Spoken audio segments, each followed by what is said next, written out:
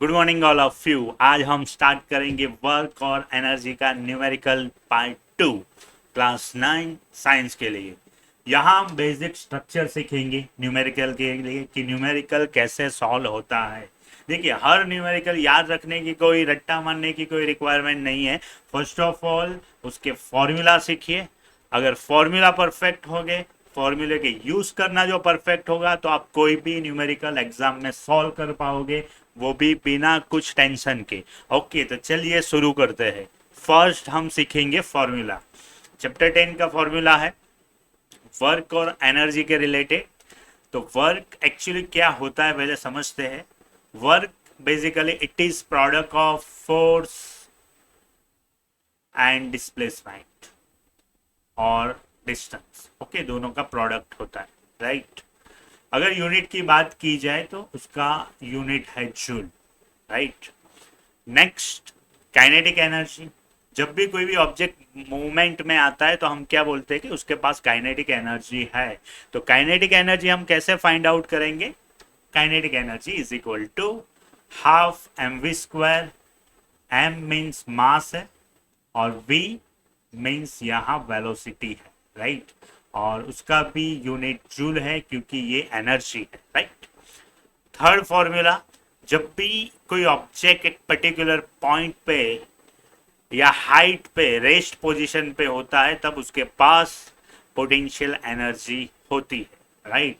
Means potential energy basically depend on height. Means equation क्या हो गया, m g h. M for mass, g for gravity and h for height. Means potential energy basically depend on height.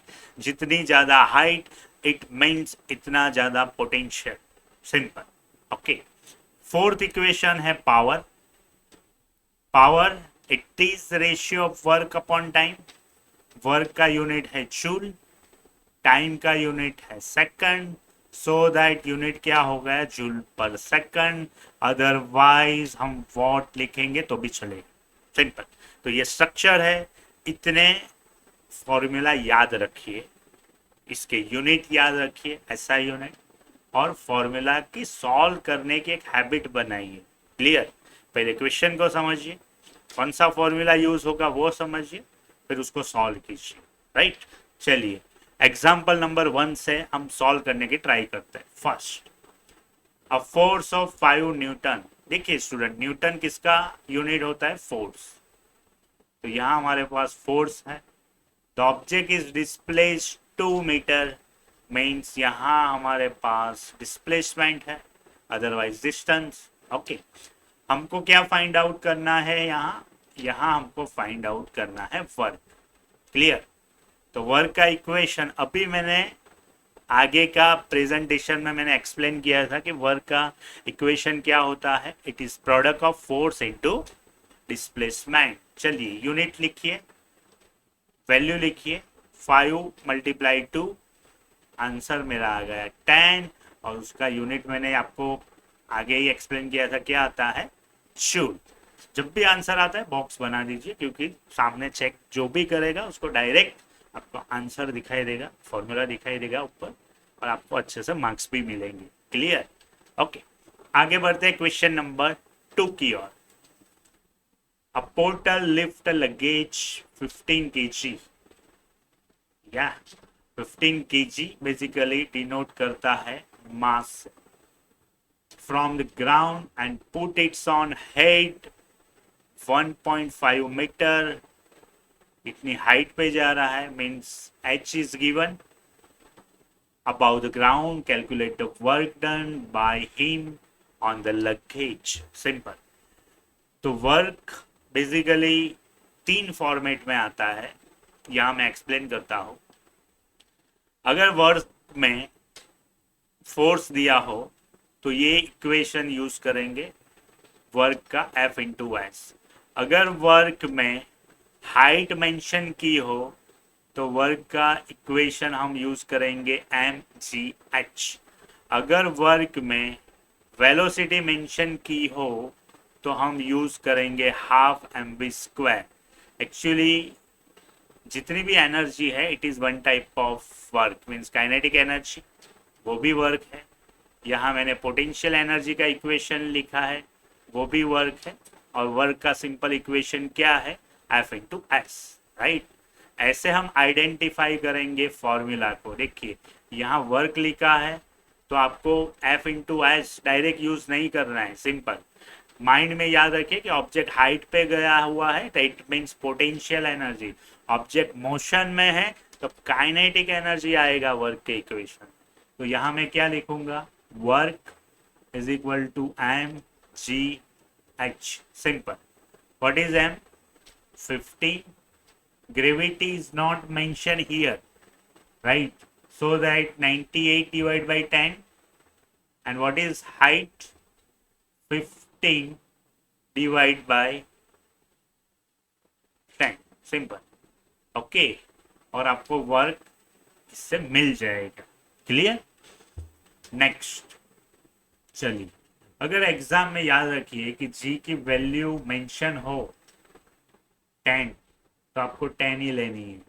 चलिए मैं थोड़ा simplify करके दिखाता हूँ, right. तो सिंप्लीफाई में हम क्या करेंगे, जी की वैल्यू अभी मैं 10 मेंशन कर रहा हूँ क्योंकि यहाँ थोड़ा इजी बना रहा हूँ मैं, राइट। एग्जाम में अगर नहीं दी हुई है तो 9.8 लिखना, यहाँ मैंने दे दिया है 10 तो आपको 10 ही लिखना है, क्लियर, ओके। चलिए तो 50, 10 कैंसिल हो गया, आपका आंसर क्या मिला, 225।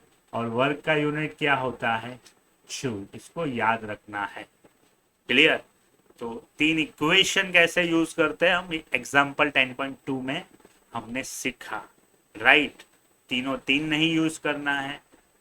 अगर डिस्टेंस आए और डिस्प्लेसमेंट आए तो फर्स्ट यूज होगा, हाइट आए तो सेकंड यूज होगा, वेलोसिटी मेंशन की है तो थर्ड यूज होगा, स्टूडेंट, क्लियर। तो ऐसे ही कंसेप्ट सीखते रहिए, right. Next example number 3, object of mass 15 kg means m is given, uniform velocity 4 and what is kinetic energy। यहाँ डायरेक्ट ही मेंशन किया हुआ है कि आपको काइनेटिक एनर्जी फाइंड आउट करना है, राइट। चलिए तो काइनेटिक एनर्जी का इक्वेशन लिखेंगे हम। Kinetic energy is equal to half mv square, right. Half, what is m, 50, और व्हाट इज v, 4। चलिए तो 60 डिवाइड बाई 2, सिंपल, यहाँ स्क्वायर है, सॉरी, तो यहाँ 4, यहाँ कट हो गया 2 से, आंसर मिल गया 120 जूल। तो यहाँ भी एनर्जी है, मीन्स यूनिट क्या आ जाएगा, जूल, ओके।